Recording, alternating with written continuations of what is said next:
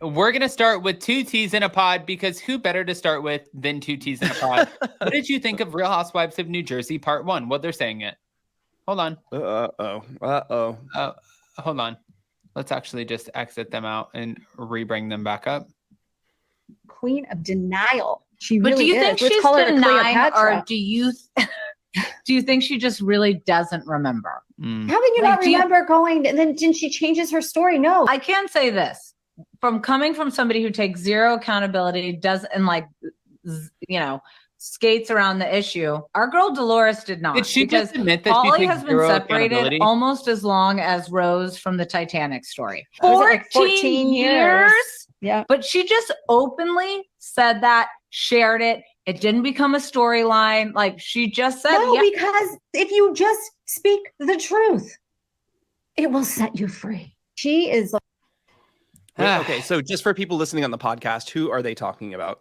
So obviously they're talking about Teresa and Melissa, but I feel like 14 years, yes, it's been a long ass time for them. However, for Teresa, first of all, for Teresa, two T's in a fucking pod, these two. Eddie Mellencamp saying, from somebody who never takes accountability, girl, your whole brand was taking accountability. So she was an accountability coach. Maybe she just needs some coaching. Maybe this is Teddy's way of grabbing some business, you know? I mean, this is so there is a reason. Because I don't want to bag on two T's in a pod. There's a reason that they have a top podcast.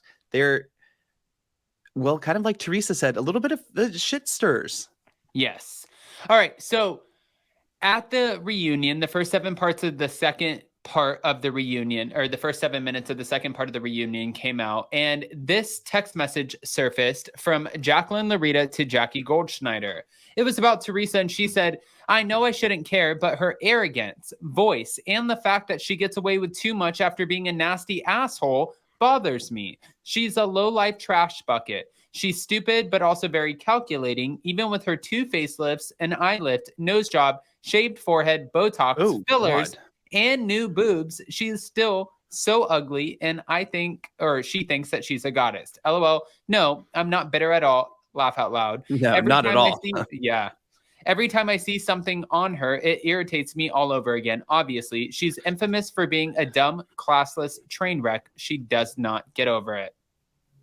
Or doesn't get it. Wow. That's crazy. Oh, she doesn't get it. Yes. Yeah. Wow. Oh. Okay.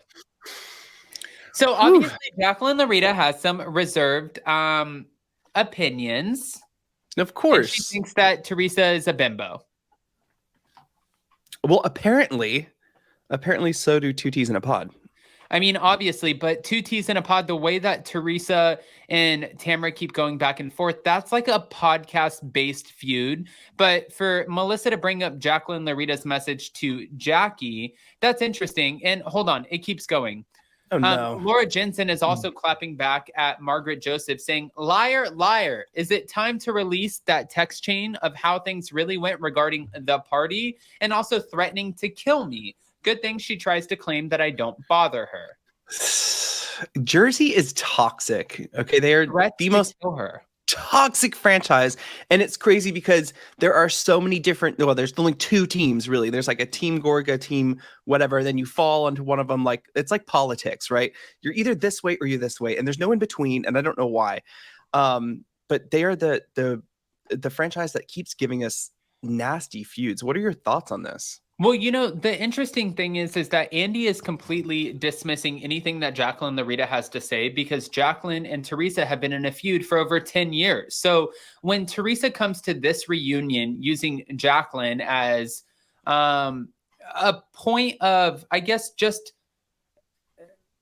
someone who's offering a new perspective, like she's like using her as a point of reference saying, well, Jacqueline told me the Gorgas, Melissa and Joe, my brother ended up calling the police on our partner. And it's like, what the fuck are you talking? You can't use this woman who just named your eye lifts, face lifts, boob lifts, nose lifts, every other skin lift that you could have potentially figured out. Like, you can't use her I'm so curious on what the conversation between Jacqueline, Larita, and Teresa was when they met up in Vegas. Like, was that conversation like? Right. But obviously this was a clear smear campaign, but I don't think that it was used effectively, because I don't think that this campaign is smearing the Gorgas. I feel like Melissa knew, okay, Jacqueline and Teresa met up. So she talked to Jackie and she said to Jackie, hey, Jackie, can I see that text message?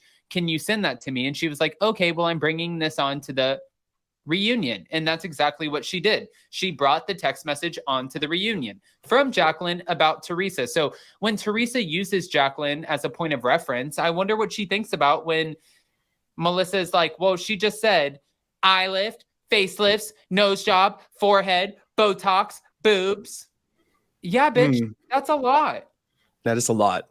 That's a lot of shit. That's a lot of shit.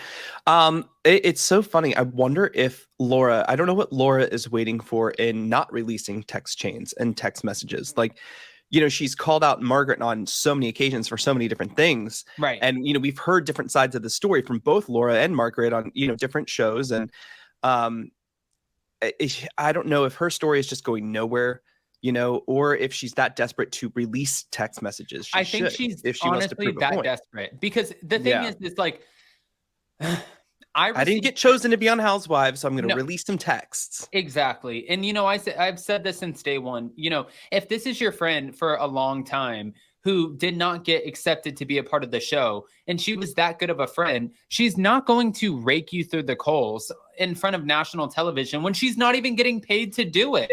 She would honestly probably be a great housewife for the simple fact that she does not hold back. However, it's like, you're throwing your friend under the bus. You're doing any podcast that you could potentially do. You're doing everything in your power to completely obliterate Margaret when she's on the show. When she tried to get you on the show twice now, you look like an asshole. Well, it almost seems desperate, right? You know, like like you just said, she was supposed to come on the show like twice, or they tried to get her on twice. And now, because she is feuding with Margaret, because she has a lot to say, maybe this is her last, just her last hurrah of trying to get on the show. If I can muster up enough shit with Margaret, maybe I can come on the show. Maybe that's her goal. Maybe.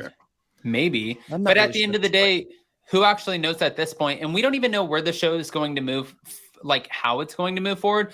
What I can say though is I don't feel like Margaret Joseph's job is going anywhere. I don't think any of their jobs are really going to go anywhere. You know, I think that the only two people that they can't figure out in between would be Melissa and Teresa. Hey, you know, the time heals everything, and so does a paycheck. So we'll see. Okay. Well, we'll see.